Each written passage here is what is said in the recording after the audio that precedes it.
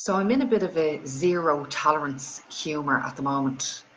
And for those of you who know me well, that means there's a culling coming.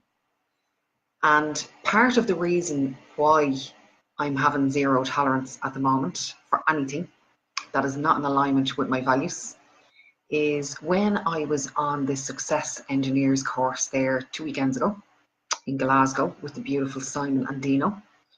A question was posed to us about the team that we have around us. And we had to list the members of our team and ask the question whether there was any weak links. Now, I don't keep weak links around me. I just don't. I pride myself on keeping good, strong, independent, dependent people around me, because you're only as strong as your weakest link, okay? Hence why I don't keep weak links around me.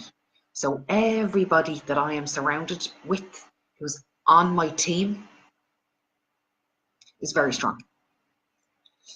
So I listed all the names. Now, the reason why I'm asking is to reflect on this yourselves is this can be applied personally and in business, as does everything else that I teach under the I Am Positive Mindset umbrella, okay? People seem to think that business and personal life is separate. It isn't. They are completely intertwined. If they are not completely intertwined, you are a chameleon and you're trying to be somebody that you're not in either circle, okay? So let me make no bones about this. I listed the people who are on my team. So he's gone, okay, Leanne, Neil, Susan, Lisa, okay, Lauren. Yeah, they're on really, really good. They have my back. They share my vision. They understand the work. Nobody has ever let me down. They have done nothing but let me up my whole life. They've been there for me. They have my back. They represent my company as if it's their own. They take it personally. And that's why they work with me. And then Simon asked us to take our team to a further level, which means anybody in your life that you depend upon, including your suppliers. Now, when I say suppliers, if you're not in business, I want you to think about the people who supply support to you in your life, okay? Everything is interchangeable here. So then I started listing all of the people that I am paying money to realise that these people were also part of my team. So this was like mind blowing to me, because this isn't something that I had ever considered before. So Simon very eloquently said, anybody that you depend upon as part of your team, and they are part of your success and your failure. Now, this was like bombs going off in my mind, because again, it's very rare where somebody says something to me and I go, oh my God, I have never thought about that before, like that, in that way, because I'm constantly working on myself. So, you know, I'm constantly putting myself in outside my comfort zone, because you only learn in discomfort. So then I started to list the people who I depend upon outside of my immediate safe circle team. So I critiqued them and marked them out of 10, and I was like, yeah, they're brilliant, they're brilliant, they're brilliant. And there was one person where I just went, there's a question mark over their head now. I have a question about that. And I sat with it for a couple of days, because personally, I actually really like these people.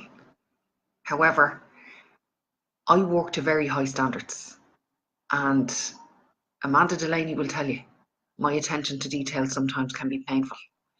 I had a conversation yesterday with somebody else who I pointed out that there was an error in something. And generally when I point out that the standard is not being kept in something, it's not kind of met with ears that want to hear this. And there's sometimes a little bit of argy-bargy. Okay, I'll go into that a different day, all to do with your values. So I sent an email off, very kind, very nice email, explaining how I felt, and asked them some very direct questions about standards that I keep, and can they meet them standards going forward? And they haven't replied, and that's like a week and a half ago. So sometimes no response is a response. So I'm taking it for granted that the people who decided to not respond to me, it's their response. So they can't work to the standard that I need them to work at in order for me to operate my company at the level I want to operate at. So my question to you is this: who are you dependent upon who is not operating to your standard? And are you willing to align yourself with these people and pull your own standard down so that you don't cause argy-bargy, that you turn into a false peacekeeper? There was something else I was going to say there. You turn into a false peacekeeper. You avoid the argy-bargy. Oh yeah.